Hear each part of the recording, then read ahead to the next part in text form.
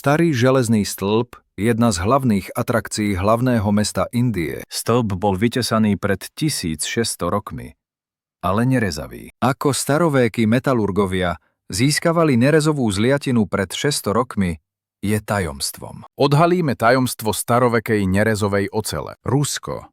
Vojenská pevnosť na pobreží Baltského mora. Postavená v 19. storočí. Vonkajšok je delová batéria chránená hrubými plechmi z železa. Kov neustále vystavovaný morskej vode a dažďovej vode. Ale kov nezhrdzavie, hoci je v veľmi drsných podmienkach pre kov. Zvyčajne sú písmená na kovových výrobkoch vytvarované počas liatia. Je to oveľa jednoduchšie, ako neskôr odštiepiť tvrdú železo. Nápis na stĺpe v Dili je falošný. Bol vytvorený neskôr. Železný stĺp v Indii a ruská vojenská pevnosť sú vyrobené z rovnakého železa pomocou rovnakej technológie v rovnakom čase. V 19. storočí. Dátum výstavby pevnosti bol správne uvedený. A železný stĺp bol pripísaný veku 1,5 tisícročia. Toto je tajomstvo starovekej technológie nerezového železa.